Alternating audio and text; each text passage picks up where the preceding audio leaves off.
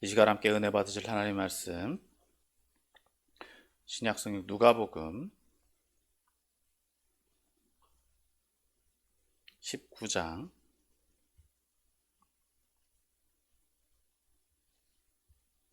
28절로 44절까지 말씀입니다. 누가복음 19장 28절로 44절까지 말씀, 제가 말씀 봉독해 올리겠습니다. 예수께서 이 말씀을 하시고 예루살렘을 향하여 앞서서 가시더라. 감람원이라 불리는 산 쪽에 있는 벳바게와 베다니에 가까이 가셨을 때에 제자 중 둘을 보내시며 이르시되 너희는 맞은편 마을로 가라. 그리로 들어가면 아직 아무도 타보지 않은 나귀 새끼가 매어 있는 것을 보리니 풀어 끌고 오라. 만일 누가 너희에게 어찌하여 푸느냐 묻거든 말하기를 주가 쓰시겠다 하라 하시매 보내심을 받은 자들이 가서 그 말씀대로 만난지라. 나귀 새끼를 풀 때에 그 임자들이 이르되 어찌하여 나귀 새끼를 푸느냐 대답하되 주께서 쓰시겠다 하고 그것을 예수께로 끌고 와서 자기들의 겉옷을 나귀 새끼 위에 걸쳐놓고 예수를 태우니 가실 때에 그들이 자기의 겉옷을 길에 펴더라. 이미 감람산 내리막길에 가까이 오심에 제자의 온 무리가 자기들이 본 바 모든 능한 일로 인하여 기뻐하며 큰 소리로 하나님을 찬양하며 이르되 찬송하리로다. 주의 이름으로 오시는 왕이여 하늘에는 평하여 가장 높은 곳에는 영광이로다 하니 무리 중 어떤 바리새인들이 말하되 선생이여 당신의 제자들을 책망하소서 하거늘 대답하여 이르시되 내가 너희에게 말하노니 만일 이 사람들이 침묵하면 돌들이 소리 지르리라 하시니라. 가까이 오사 성을 보시고 우시며 이르시되 너도 오늘 평화에 관한 일을 알았더라면 좋을 뻔하였거니와 지금 내 눈에 숨겨졌도다. 날이 이를지라 내 원수들이 토둔을 쌓고 너를 둘러 사면으로 가두고 또 너와 및 그 가운데 있는 내 자식들을 땅에 메어 치며 돌 하나도 돌 위에 남기지 아니하리니 이는 내가 보살핌 받는 나를 알지 못함을 인함이니라 하시니라. 아멘. 할렐루야. 아멘. 오늘 거룩한 주일 예배의 자리에 나오신 여러분을 환영하고 축복합니다. 아멘. 오늘 본문 말씀은 예수님께서 예루살렘 성에 입성하시는 내용에 대한 말씀입니다. 오늘 이 말씀의 의미를 살펴보고 함께 은혜를 나누기를 소망합니다. 오늘 함께 읽은 본문 말씀은 크게 두 부분으로 나눠볼 수 있습니다. 먼저 28절에서부터 40절은 예수님께서 예루살렘 성에 입성하시기 위한 준비의 과정이라고 말씀할 수 있고, 또 41절에서부터 44절은 예루살렘 멸망에 대해서 선포하시는 예수님의 말씀이라고 볼 수 있습니다. 먼저 28절에서부터 40절까지의 말씀을 먼저 살펴봅니다. 28절에서 40절에는 앞서 말씀드린 대로 예수님께서 예루살렘 성에 입성하시기 위해 준비하시는 과정입니다. 먼저 28절은 예수님께서 예루살렘을 향한 발걸음을 향하고 있다고 말씀하고 있습니다.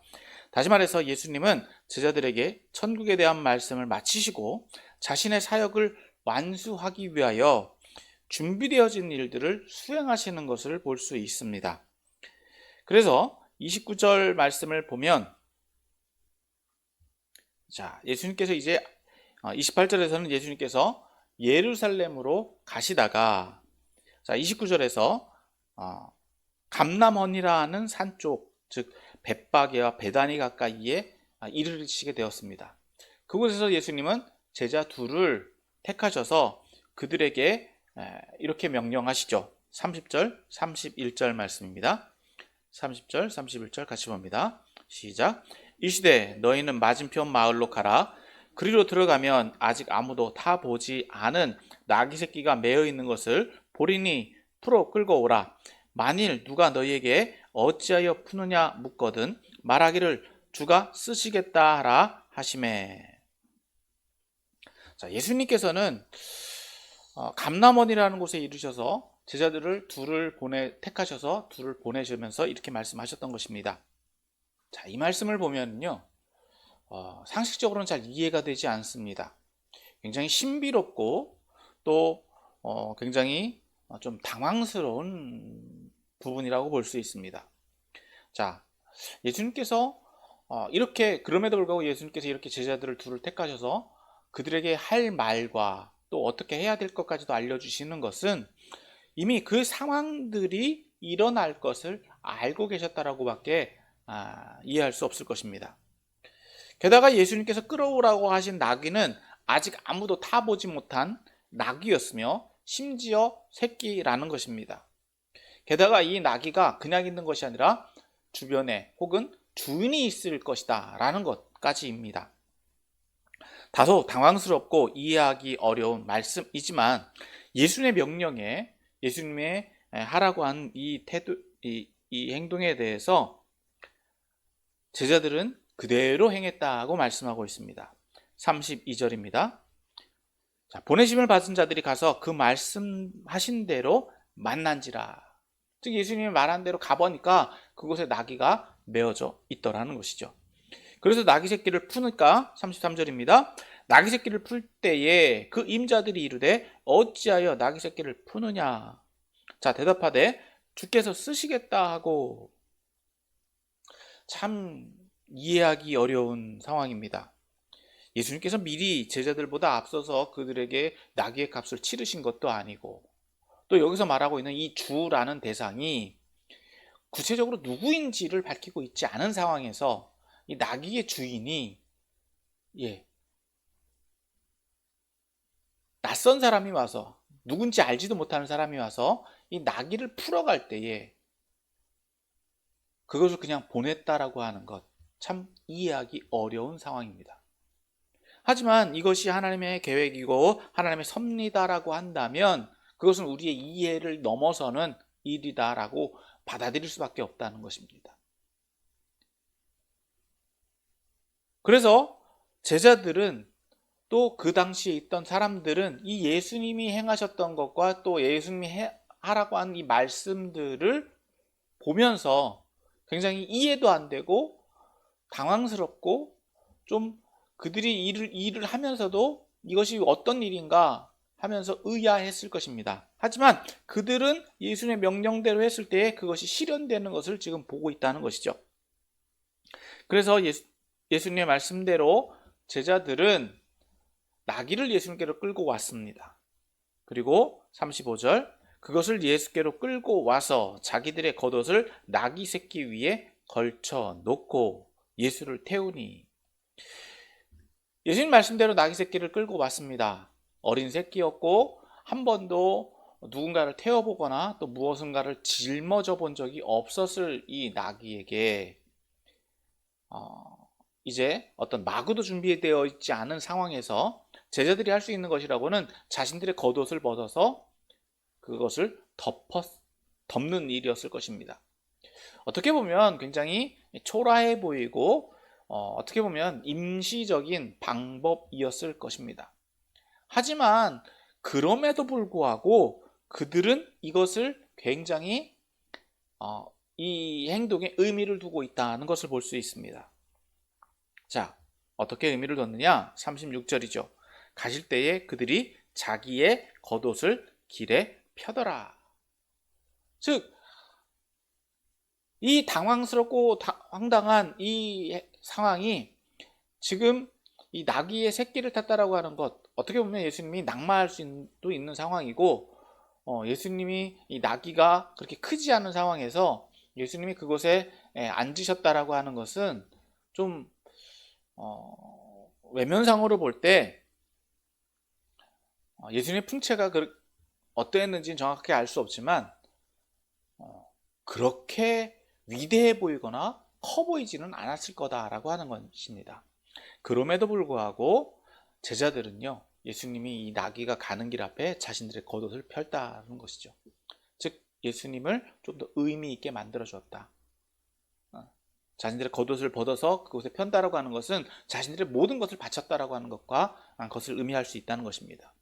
그렇게 해서 길을 진행하는 데에 37절 보면 이미 감람산 내리막길에 가까이 오심에 제자의 온 무리가 자기들이 본 바 또 모든 능한 일로 인하여 기뻐하며 큰 소리로 하나님을 찬양하며. 즉 감람산이 이렇게 있으면은요, 예루살렘 이쪽 반대편에 있는데 감람산에서 내려와서 이렇게 다시 올라가야 되는 구조를 띠고 있습니다. 그러니까 예수님이 이렇게 내려오시는 거예요. 내려오시는, 산이 둔덕이 또 있는데 이게 내려와서 올라가서 다시 내려와야 되는데, 이렇게 내려오시는 그 과정 속에서 보면 사람들이 예수님이 이렇게 예루살렘을 향하시는 과정을 보니까 너무 영광스러운 거죠. 왕의 입성으로 보여졌을 것입니다. 그래서 제자들이 먼저 찬양을 하기 시작하고요. 제자들은 이미 지금 예수님이 말씀하신 대로 모든 것들이 이루어지는 것을 보면서, 그리고 그동안에 있었던 일들을 보면서 하나님을 찬양할 수밖에 없었을 것이고, 또 예수님에 대한 막연한 기대감이 있었을 것으로 보여집니다. 그래서 제자들은 아마도 예수님과 만나서 예수님이 굉장히 높이 들려지는 시간, 그래서 예수님을 굉장히 영광스럽게 보여지는 시간으로 보여졌을 것입니다. 그래서 그들은 하나님을 열렬히 찬양할 수밖에 없었을 것입니다. 그래서 예수님은 이렇게 찬양합니다. 이르시되 찬송하려다 주의 이름으로 오시는 왕이여, 하늘에는 평화요 가장 높은 곳에는 영광이로다. 여기서 보면요, 이 찬송은 두 가지로 구분할 수 있는데, 찬송하리로다 주의 이름으로 오시는 왕이여, 이 말씀은 시편 118편 26절의 인용이라고 볼 수 있습니다. 시편 118편 26절은 여호와의 이름으로 오는 자가 복이 있으며 우리가 여호와의 집에서 너에게 축복하여도다. 여기서 보면 여호와의 이름으로 오는 자가 이렇게 말씀하고 있는데, 여기서 이 말씀은 오늘 본문에서는 이렇게 말씀하고 있죠. 찬송하리로다 주의 이름으로 오시는 왕이여. 앞에 시편에서는 주의 이름으로 오시는 주의 이름으로 오시는 사람이라고 말씀하고 있다면, 여기서는 구체적으로 주의 이름으로 오시는 왕이라고 지칭하고 있습니다. 그러니까 제자들은요, 예수님을 왕으로 여기고 있다, 왕으로 존대하고 있다는 것입니다.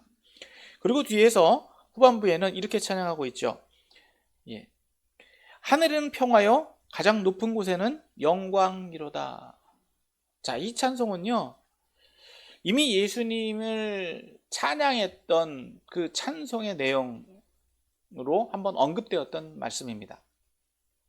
즉 누가복음 2장 14절, 즉 예수님이 베들레헴에서 탄생하셨을 때 천사들이 하늘에서 노래했던 그 찬양의 내용이다라고 하는 것입니다.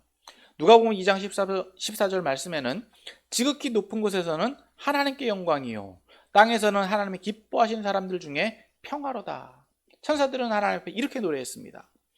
자, 이 의미는 즉 제왕이 탄생, 제왕의 탄생과 또 예수님이 왕으로서 예루살렘에 입성하시는 것, 그것을 의미한다는 것을 볼 수 있습니다. 그렇기 때문에 이러한 찬송의 내용들을 볼 때에 모든 사람들이 이것을 다 환영하고 받아들였느냐? 본문에서 보면요, 그렇지 않다는 것을 볼 수 있습니다. 39절입니다. 39절 같이 봅니다. 시작. 무리 중 어떤 바리새인들이 말하되 선생이여 당신의 제자들을 책망하소서 하거늘. 자, 바리새인들은요, 예수님이 이렇게 존경받고 또 하나님 찬양하는 것을 굉장히 부정적으로 여겼다는 것입니다. 즉 어떤 틀에서 벗어나는 것을 굉장히 싫어하는 것으로 보여집니다. 그러니까 바리새인들은 예수님께 제자들이 예수님 찬양하는 것, 예수님을 존경하는 것, 예수님을 존대하는 것을 금지하도록 요청하고 있는 것입니다. 더욱이 이것이 또 찬양하는 것을 금지하는 것으로 여겨질 수도 있지만, 한편으로는 또 소란스러운 것을 금지하는 것으로도 여겨질 수 있습니다. 하지만 이 모든 것들이 두 가지를 다 합친다 하더라도 분명한 것은 예수님에 대해서 지금 이 찬송이 들려지고 있다는 것인데, 이것을 바리새인들은 듣기 싫어하고 있다, 부정적으로 여기고 있다는 것입니다. 자, 이런 바리새인들의 반응에 대해서 예수님은 어떻게 말씀하시느냐? 40절입니다. 40절 또 같이 읽습니다. 시작. 대답하여 이르시되 내가 너희에게 말하노니 만일 이 사람들이 침묵하면 돌들이 소리 지르리라 하시니라. 자, 지금 예수님을 제자들은 찬양을 하고 있습니다.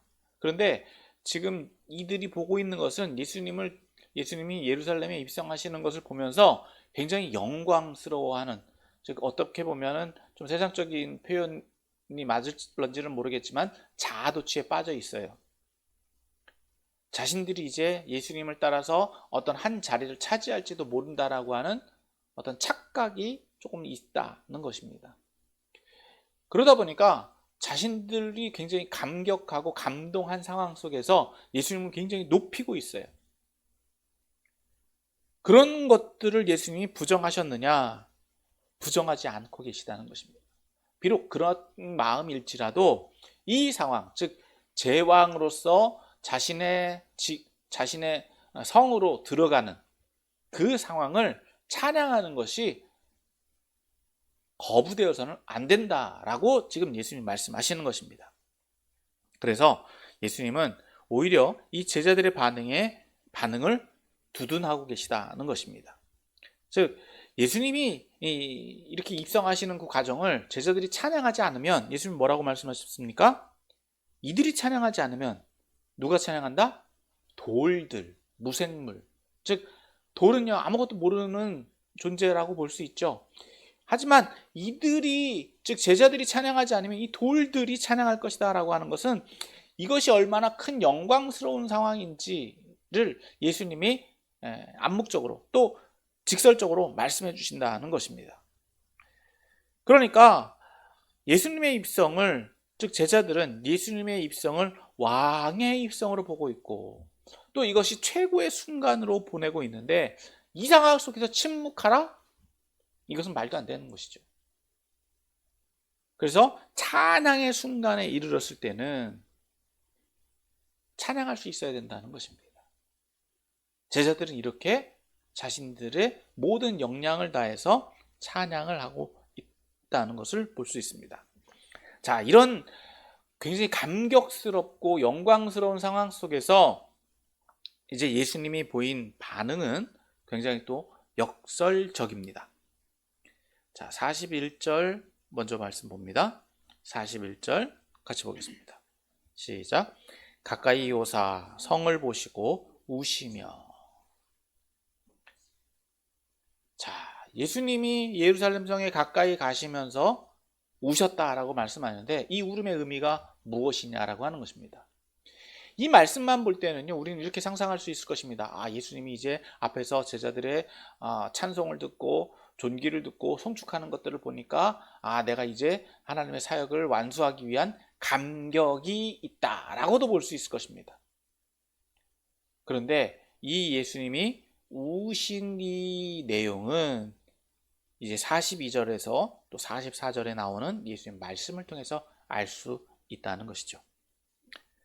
자, 42절 말씀 먼저 봅니다. 42절 같이 읽습니다. 시작.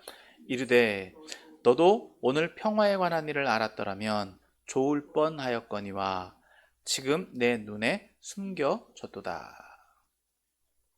지금은 평화롭다는 거죠. 그런데 어떻게 지금 말씀하시느냐? 지금 내 눈에 숨겨졌다. 예루살렘을 의인화해서 사람처럼 여기면서 그 안에 숨겨졌다, 즉 감춰져 있다라고 말씀해 주세요. 그러니까 지금 여기서는 예루살렘이 지금 평화롭지만 지금 그것이 눈에 감춰졌다, 눈에 숨겨졌다, 지금 보지 못한다는 겁니다. 그 평화 뒤에 있을 일을 보지 못하고 있다는 것입니다. 즉 감춰졌다라고 하는 것은 두 가지 의미로 볼 수 있는데, 말 그대로 앞서서 말씀하고 있는 것처럼 숨겨졌다라고 하는 것은 감춰져 있다라고 하는 의미로도 볼 수 있고, 또 눈이 멀었다라는 의미로도 볼 수 있죠. 앞을 볼 수 없다라고 하는 것으로도 볼 수 있습니다. 분명한 것은 지금은 보지 못하고 있다, 의도적으로 누군가에 의해서 가려져 있다라고도 볼 수 있는 것이죠. 자, 예수님은 계속해서 이렇게 말씀하십니다. 43절입니다. 자, 앞으로 어떤 일들이 일어날 것이냐? 43절, 44절 같이 읽습니다. 시작. 날이 이를지라 내 원수들이 토둔을 쌓고 너를 둘러 사면으로 가두고 또 너와 및 그 가운데 있는 내 자식들을 땅에 메어 치며 돌 하나도 돌 위에 남기지 아니하리니 이는 내가 보살핌 받는 날을 알지 못함을 인함이니라. 이제 앞으로 어떤 날이 이르게 되면 예루살렘에 대한 원수들이 일어날 것이고 또 그들이 어떻게 예루살렘을 침공할 것이냐, 침략을 하느냐, 공격을 할 것이냐, 토둔을 싼다. 이 토둔은요, 토성이에요. 토성. 흙으로 쌓은 이 방벽 혹은 성 높이까지, 이 예루살렘 성이 높이가 이렇게 있다라고 한다면 그 맞은편에 성을 넘어가기 위해서 성을 또 쌓는 거예요.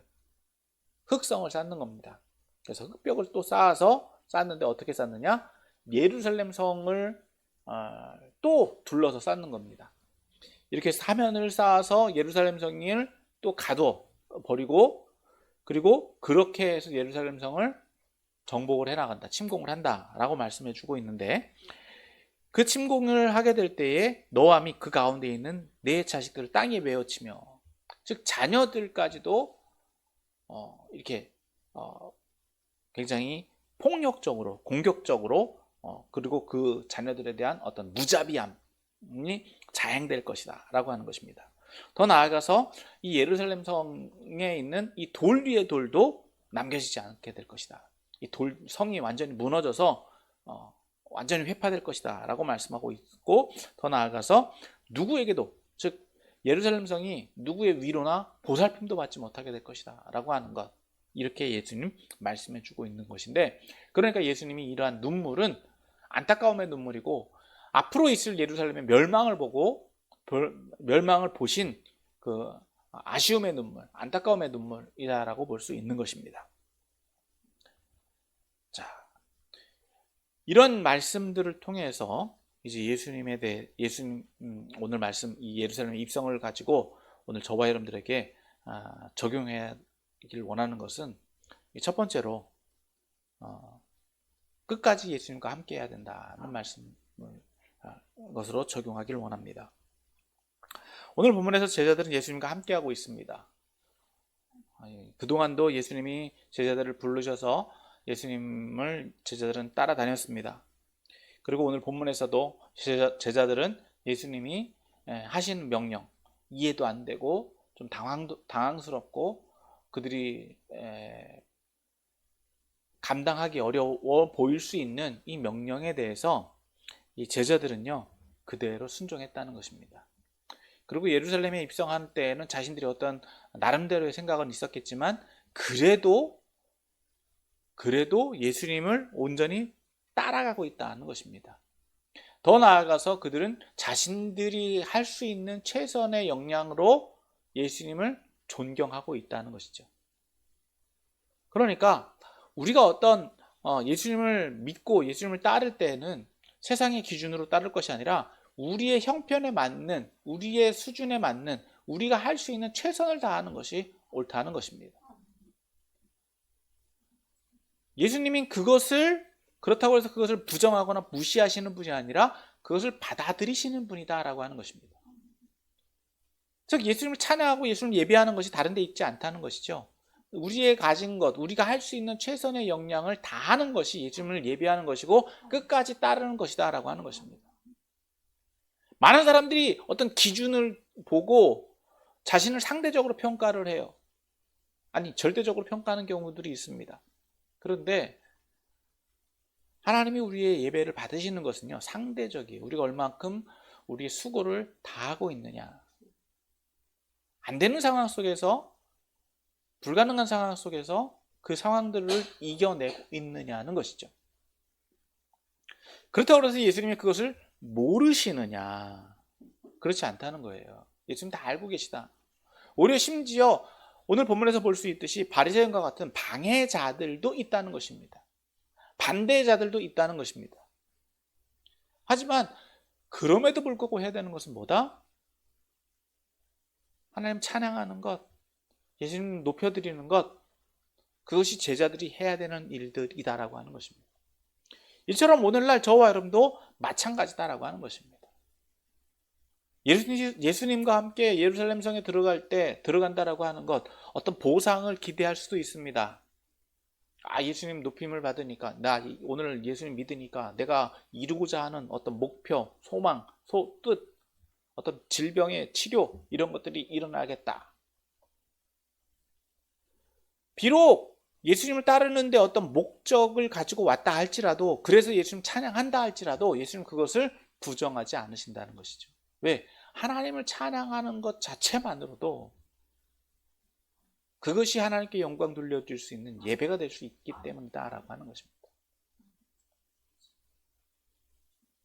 그러니까 오늘 저와 여러분들이 해야 되는 일은 무엇이냐? 예수님 온전히 끝까지 예배하는 것이다라고 하는 것입니다. 어떤 때 보면은요, 굉장히 야속하기도 해요. 왜? 예수님 지금 내 상황 아시잖아요. 내 형편 아시잖아요. 정말 예배할 수 없는 상황이잖아요. 어렵잖아요. 힘들잖아요. 예수님 다 알고 계세요. 그런데 중요한 것은 우리가 약속한 거예요. 하나님이 우리에게 어떻게 하라고 지시하시고 명령하시는 것도 있지만 그것을 순종하기로 우리가 약속했다고 하는 겁니다. 그게 믿음이라고 하는 거예요.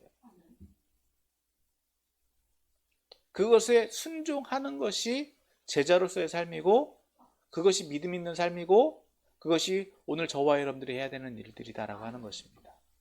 그것이 예수님을 끝까지 따르는 삶이다라고 할 수 있습니다. 그래서 예수님 온전히 끝까지 섬길 수 있어야 될 줄 믿습니다. 그런데 이것이 가능하기 위해서는요, 두 번째, 오늘 저와 여러분들에게 두 번째 적용하기를 원하는 것은 앞에서도 계속 말씀드렸지만 예수님이 누구냐라고 하는 거예요. 오늘 저와 여러분들에게 있어서 예수님은 왕이셔야 될 줄 믿습니다. 여러분, 왕이다라고 하는 것 우리는 체감이 잘 안 와요.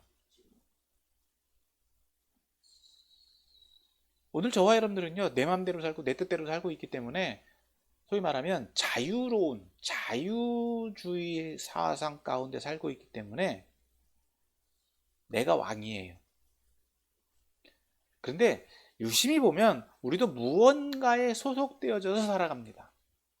직장에 소속되어져 살아가고요, 공동체에 소속되어서 살아가고요, 어떤 가정에 소속되어서 살아가는데 그곳에서 어떤 규율과 어떤 우선순위를 가지고 살아가느냐, 그것이 왕이다라고 하는 거예요. 그것이 규칙이 되어져 가고 있다라고 하는 것이죠. 따라서 예수님이 왕이냐 왕이 아니냐, 나에게 있어서 왕이냐 왕이 아니냐는 것은 다른 말로 표현하면 우선순위가 되고 있냐 우선순위가 아니냐라고 하는 것입니다. 여기서는 좀 여러 가지 방법론이 좀 적용될 수 있어요. 네. 방법론이 적용될 수 있어요. 직장 생활을 하는데, 사회 생활을 하는데 우리가 교회를 먼저 와야 되는지 하나님 일을 먼저 해야 되는지 이런 우선순위를 논하는 것은 굉장히 어려운 문제입니다. 사실 논의 가치가 없어요. 왜? 그것을 같이 겹치게 한다는 것도 문제가 있고, 무언가에 더 집중함으로 인해서 무언가 하나는 손해를 보기 때문이에요. 이런 방법론적인 것을 이야기하려고 하는 것은 아니라 우리의 우선순위가 어디에 있어야 된다는 것, 어디에 있어야 하느냐는 거죠. 그러기 위해서는 그런 것들을 다 아우러서, 즉 우리가 하나님 섬기면서 예수님 섬기면서도 세상에서 승리할 수 있는 방법들을 찾아낼 수 있어야 된다는 거예요. 그동안 우리가 좀 착오적으로 또 실수했던 부분들이 무엇이냐, 한 가지만을 위해서 집중하다 보니까 다른 한 가지는 필수 불가결적으로 손해를 보고 피해를 주는 경향들을 보았다라고 하는 것입니다. 참 오늘날에 이것을 적용하는 것은 좀 쉽지 않습니다. 왜냐? 특히나 이렇게 주일 예배 같은 경우 굉장히 쉽지 않아요.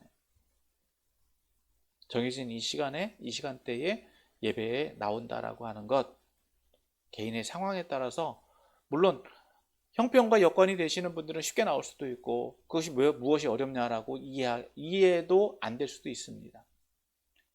하지만 이 시간에 예배를 못 참석하신다는 것도 그분의 입장에서 보면 굉장히 어렵게 보여질 수도 있어요. 하지만 그러한 상황들을 어떻게 만들어 가느냐라고 하는 것도 개인의 역량이다라고 하는 것입니다. 그것이 그런 것들을 해 나갈 수 있는 것, 그것들이 세상에서도요 이런 것들을 가지고 지혜라고 말할 수도 있죠.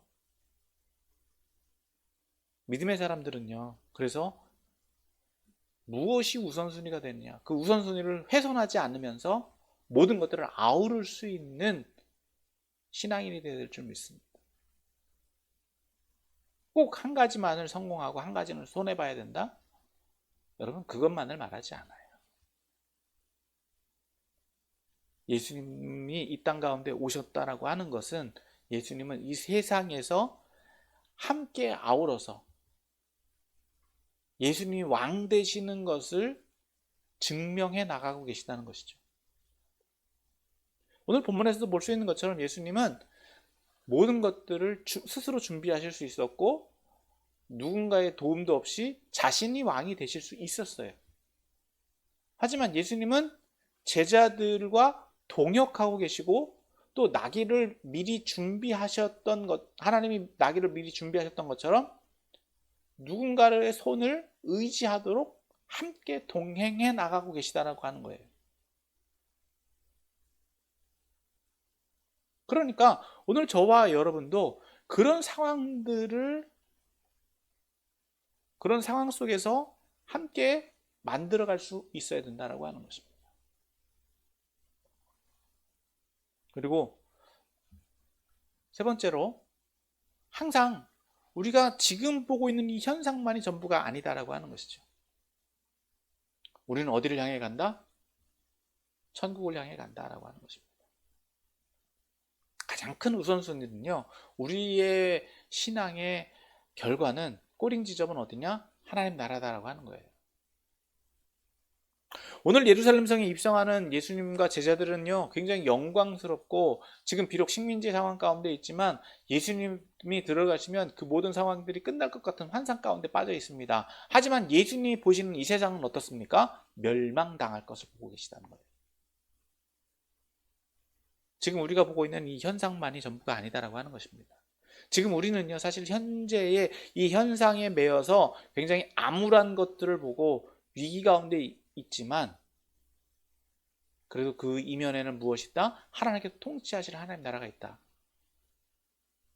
어떻게 보면 그 과정을 넘어가기 위해서는요, 오늘 본문에서 말씀하고 있는 것처럼 이것이 영원히 지속되지는 않는다는 거예요. 우리가 지금 고난 가운데 있고 역경 가운데 있지만 하나님께 통치하신 은혜의 나라가 있다. 또 더 나아가서 우리가 힘들고 어려운 상황 가운데, 아니 지금은 평화롭지만 이후에 언젠가는 힘들고 어려운 일이 있을 수도 있다라고 하는 것. 궁극적으로 우리가 살아가는 동안 여러 가지 굴곡이 있다라고 하는 거예요. 언제까지? 하나님 나라에 갈 때까지. 그러니까 지금 현재만을 바라보지 말고 우리가 현재를 살아가는 동안 어떻게 현재를 누리면서 살아가야 될 것인가 라고 하는 것입니다. 그렇다고 해서 우리 앞에 있는 역경, 고난, 즐거움 이런 것들을 회피하거나 이것들을 갖다가 더 누리려고 애쓰는 것보다는 감당해 나가는 것이다라고 하는 거예요. 예수님이 지금 오늘 본문 말씀에서 보는 것처럼 나귀를 준비하셨고 또 앞으로 고난도 당하실 것을 미리 수차례 얘기하셨는데, 그럼에도 불구하고 지금 자신에게 어떤 일이 일어날 줄 알면서도 예수님은 그 걸음을 멈추지 않고 있다는 것을 볼 때에, 그 과정을 통해서 분명히 하나님이 원하시는 것, 또 예수님이 그것을 통해서 우리에게 보여주시고자 하는 것들이 있다는 거예요. 더 나아가서 우리가 그러한 고난과 역경을 통해서, 거침을 통해서, 그것들을 감당함을 통해서 우리를 통해서 이루시고자 하는 하나님의 또 계획이 있다는 것입니다. 그러니까 피하거나 도피하는 것이 아니라 그것을 감당해 나갈 수 있어야 된다. 오늘 말씀을 정리합니다. 오늘 말씀은 예수님께서 예루살렘 입성을 준비하는 과정과 또 예루살렘에 입성하시는 것까지에 대한 말씀이었습니다. 결과적으로 오늘 저와 여러분들은 예수님을 왕으로 섬기느냐, 섬기지 않느냐, 또 우리 앞에 어떤 일들이 준비되어져 있느냐라고 하는 것, 그것을 오늘 말씀을 통해서 나눠봤습니다. 우리는 이 땅 가운데서의 삶이 영원한 것이 아니라 다시 오실 주님을 기대하는 삶을 살고 있다는 것. 그래서 그 다시 오실 주님을 위해서 우리가 지금 살고 있는 이 상황이 조금 힘들고 어렵지만 그럼에도 불구하고 예수님께서 예루살렘 성에 입성하시는 것을 볼 때 기쁨이 넘치는 것처럼 우리의 삶은 늘 예배가 넘쳐야 될 줄 믿고, 그것을 위해서 모든 상황들을 만들고, 또 그러한 일들 가운데서도, 세상 가운데서도 이걸 부정적으로 보고 이걸 무시하는 사람들도 있겠지만 그것이 지속될 수 있도록 우리가 그런 능력을 갖춰야 된다라는 것을 아시고, 먼저 이후에 하나님 나라에 들어갈 것을 또 기도하면서 이 땅 가운데서도 하나님 나라를 누리며 하나님 찬양하며 나아가는 저와 여러분들이 다 되시기를 예수님의 이름으로 축원합니다.